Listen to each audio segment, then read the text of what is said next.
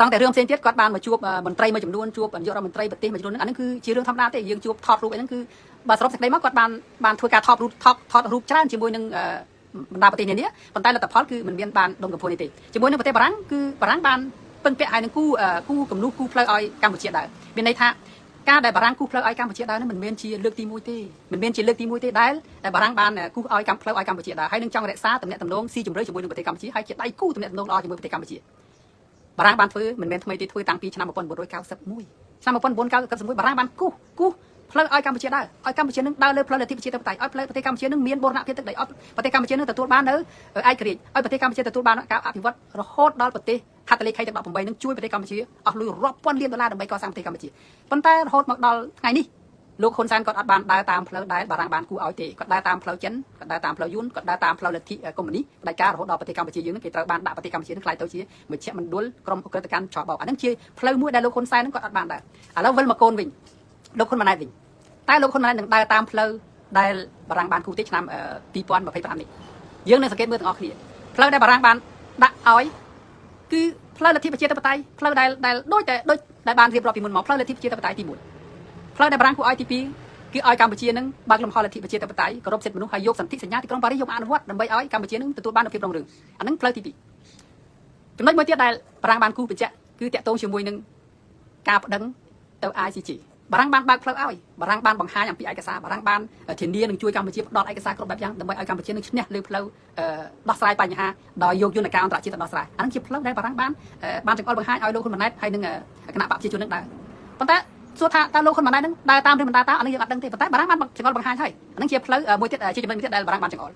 ចំណុចទី3ដែលបារាំងបានចង្អុលគឺចំណុចដែលការពារដែនសមុទ្ររបស់ប្រទេសកម្ពុជាបារាំងបានចង្អុលបង្ហាញទៀត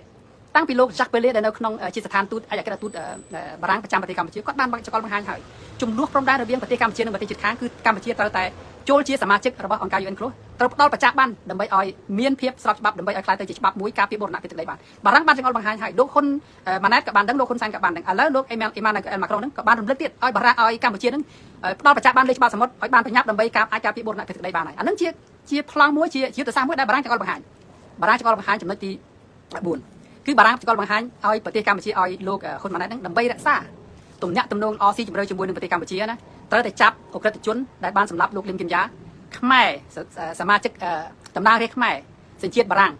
ដែលបានស្លាប់នៅក្នុងទីក្រុងបាងកកថ្ងៃទី4ខែទី7ខែមករាឆ្នាំ2005កន្លងទៅត្រូវតែចាប់ឃាតករដែលនៅពីក្រោយការសម្លាប់លោកលឹមគិនយ៉ានេះយកមកផ្ដន់ទាទោសដើម្បីឲ្យប្រទេសកម្ពុជាយើងនេះប្រជាពលរដ្ឋខ្មែរនឹងមានការផ្សះផ្សាជាតិឡើងវិញហើយនឹងរួមកម្លាំងគ្នាដើម្បីប្រឆាំងជាមួយនឹងសត្រូវរូបអានឹងគឺជាផ្លូវទី4ដែលលោកអេម៉ានូអែលម៉ាក្រុងបានចង្អុលបង្ហាញលោកហ៊ុនម៉ាណែតហើយផ្លូវដែលលោកអេម៉ានូអែលម៉ាក្រុងបង្ហាញនេះណាគឺជាផ្លូវដែលសាខាគណៈបកសង្គ្រោះជាតិបានធ្វើញ៉ាត់ផ្ញើទៅឲ្យលោកអេម៉ានូអែលម៉ាក្រុងមុនពេលដែលលោកអេម៉ានូអែលម៉ាក្រុងបានជួបជាមួយលោកហ៊ុនម៉ាណែតថ្ងៃទី9ថ្ងៃទី10ថ្ងៃទី11អញ្ចឹងបងប្អូនឃើញហើយយើងមានសង្ឃឹមថាលោកហ៊ុនម៉ាណែតនឹងគាត់មិនធ្វើដោយពុកទេគាត់នឹងធ្វើដោយគាត់នឹងដូចយុទ្ធសាស្ត្រដើម្បីដើរតាមផ្លូវដែលបារាំងបានចង្អុលបង្ហាញបើមិនតែលោកហ៊ុនម៉ាណែតអត់ដើរតាមអ្វីដែលលោកអេម៉ានូក្រុងបានចង្អុលបង្ហាញណាសម័យមុនសម័យពុកគាត់លោកហ៊ុនសែនគាត់មិនដើរតាម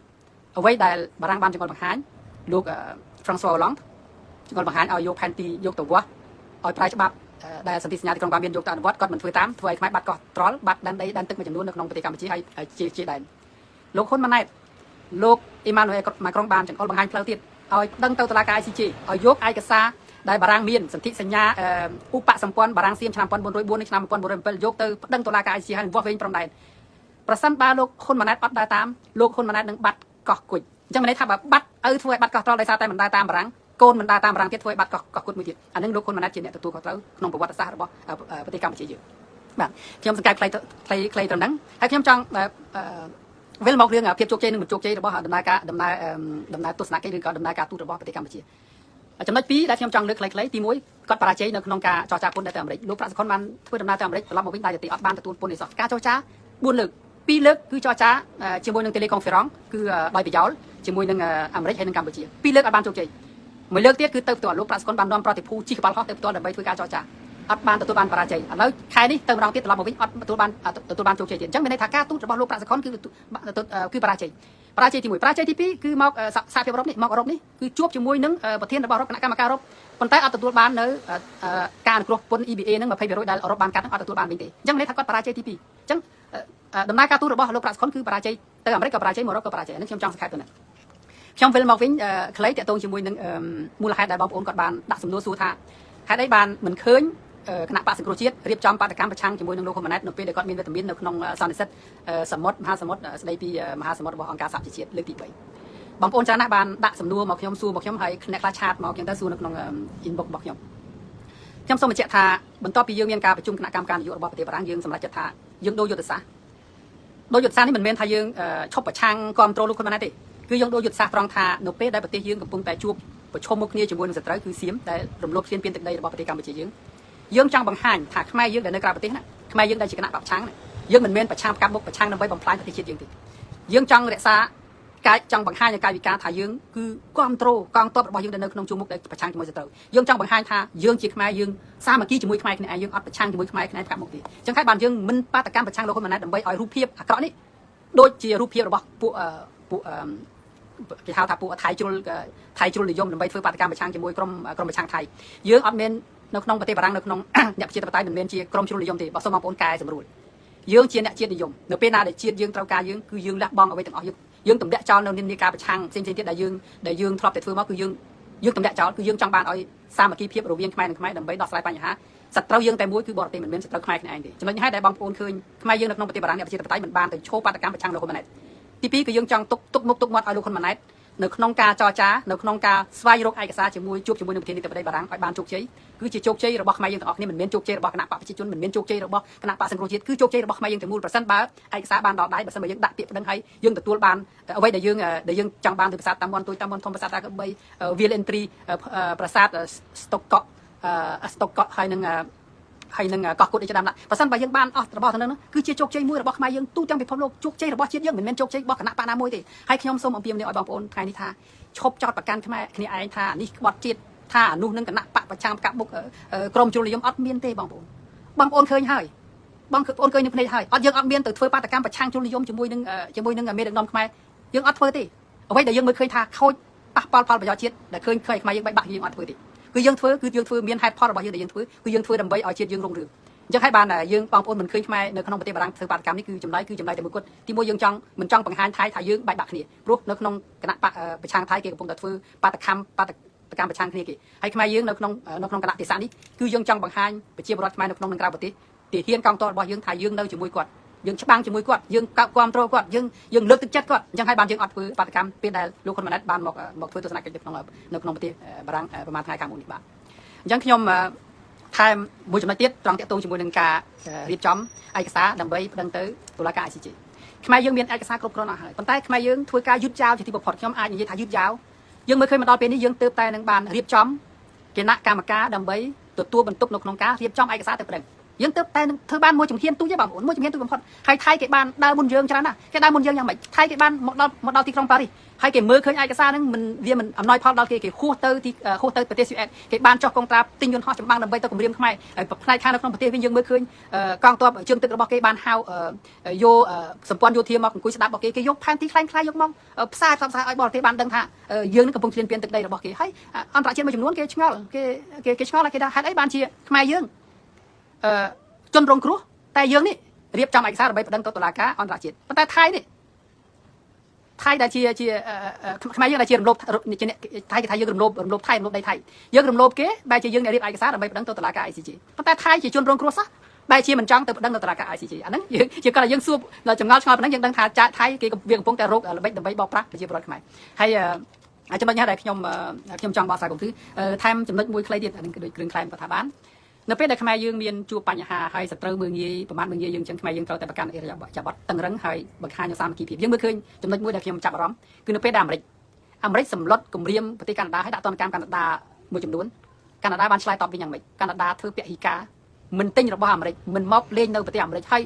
យចាប់ពីពេលហ្នឹងមកគឺពលានយន្តហោះស្ងាត់ឈឹងហើយទំនិញរបស់អាមេរិកចាប់ដើមធ្លាក់ចុះហើយធ្វើឲ្យអាមេរិកបាត់បង់ផលប្រយោជន៍ធំធេងមែនទែនហើយនៅក្នុងប្រទេសកម្ពុជាយើងដែលមានសង្គ្រាមជាមួយនឹងប្រទេសសៀមប្រទេសថៃនេះណាគឺសៀមមើងងាយខ្មែរយើងខ្លាំងមែនទេខ្ញុំបានព័ត៌មានពីពលករខ្មែរយើងនៅថៃថាថៃអត់ចង់លក់បាយឲ្យខ្មែរយើងស៊ីទេបងប្អូនថៃវាមើងងាយខ្មែរដល់ចំណុចហ្នឹងណាថៃវាចូលទៅទាត់ធាក់ខ្មែរយើងនៅក្នុងបន្ទប់ខ្ញុំឈឺចាប់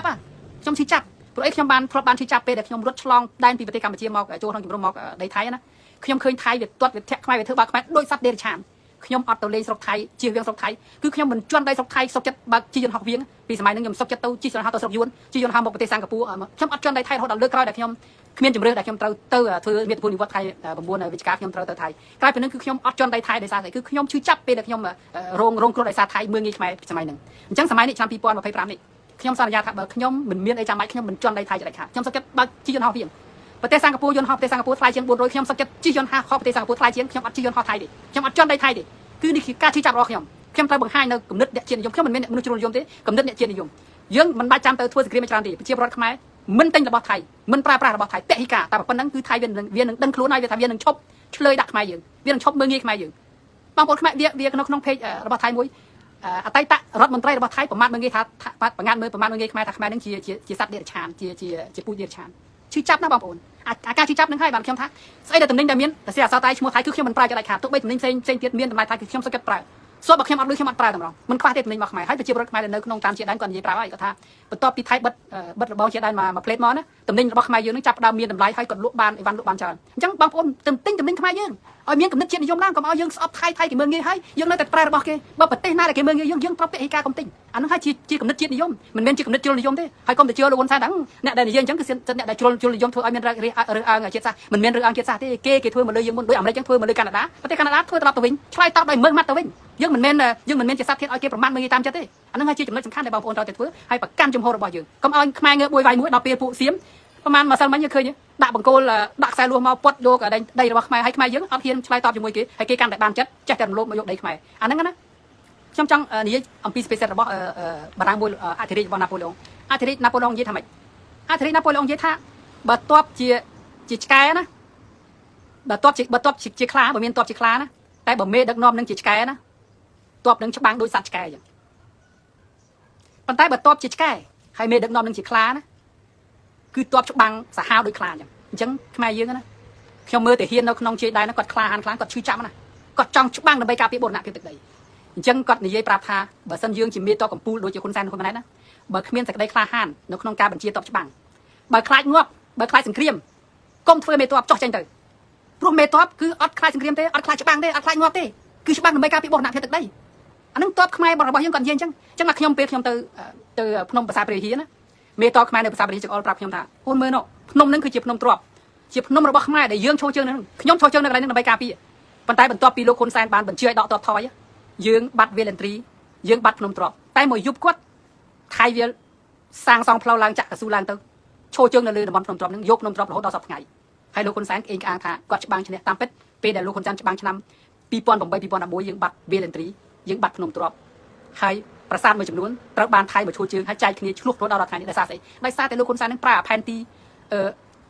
MOU យោគយល់គ្នានឹងហើយបានបាត់បង់ទឹកដីរហូតដល់ថ្ងៃនេះមិនព្រមយកបង្គោលដែលបារាំងបានបោះ73បង្គោលទៅវាស់ទៅកំណត់ព្រំដែនមិនយកផែនទីឧបសម្ព័ន្ធឆ្នាំ1907និង1900ទៅបោះយកអាផែនទីដែលថៃគេគូសដោយឯករាជ្យពេគីនយកទៅបោះរហូតដល់មានបញ្ហាដូចដល់ថ្ងៃនេះថៃគេគូសផែនទីខ្លាំងៗហើយគេបង្រៀនសិស្សនិស្សិតរបស់គេឲ្យដឹងថាផែនទីជាផែនទីរបស់គេហើយគេដល់ពេលគេយកផែនទីឯករាជ្យពេគីនគេគូសទៅប្រាសាទរបស់ខ្មែរនៅក្នុងទឹកដីគេទាំងអស់ហើយយើងអត់បានយកអាផែនទីជាក់ស្ដែងមកបង្រៀនកូនចៅខ្មែរយើងលាក់បាំងហើយយើងយកអាផែនទីរបស់គេគូនឹងយកទៅនំសុំក្រុមគ្នាគូរហូតដល់បាត់ទឹកបាត់ដីបាត់កោតត្រីមានចំនួនរហូតដល់ខ្មែរយើងស្លាប់រហូតដល់ថ្ងៃនេះគឺអញ្ចឹងខ្ញុំអង្វរទាមទារឲ្យដាក់ពាក្យប្តឹងហើយយកផែនទីពិតប្រាកដនឹងយកមកដើម្បីបញ្ចប់ដោះស្រាយបញ្ហាកុំឲ្យអាមរតកដែលយល់យកគ្នានឹងមរតកដែលបង្កសង្គ្រាមជាឈ្មោះសង្គ្រាមនឹងបន្តរហូតដល់ខ្មែរយើងជំនាន់ក្រោយទៀតបញ្ចប់ត្រឹមនេះបានហើយអស់លោកកុំធ្វើជាឈ្មោះសង្គ្រាមចង់បានប្រជាប្រិយភាពបង្កសង្គ្រាមចង់បានប្រជាប្រិយភាពបង្កសង្គ្រាមហើយខ្មែរយើងនៅតែឆ្លោះគ្នាខ្មែរយើងនៅតែស្លាប់ខ្មែរយើងនៅតែបាត់បង់ទឹកដីសូមបញ្ចប់ត្រឹមនេះដាក់ពាក្យប្តឹងកុំឲ្យមានការចរចាណាមួយ MOU GBC ជាមួយគេអត់គោរពយើងទេយើងកំពុងតែចរចាកំពុងតែរៀបចំចរចាគេមកពត់របស់លួសយកដីខ្មែរគេប្រមាថមើងងាយប៉ុណ្ណឹងហើយយើងនៅចរចាជាមួយគេដល់ណាទៀតអញ្ចឹងខ្ញុំមិនមានអីច្រើនទេខ្ញុំមានតែប៉ុណ្ណឹងហើយខ្ញុំដល់ពេលមកខ្ញុំធ្វើការខ្ញុំសូមជម្រាបលាបងប្អូនជួយ share វីដេអូនេះបងប្អូនយើងបានស្ដាប់ផងបាទអរគុណនិងជម្រាបលាជួបគ្នាថ្ងៃក្រោយបាទ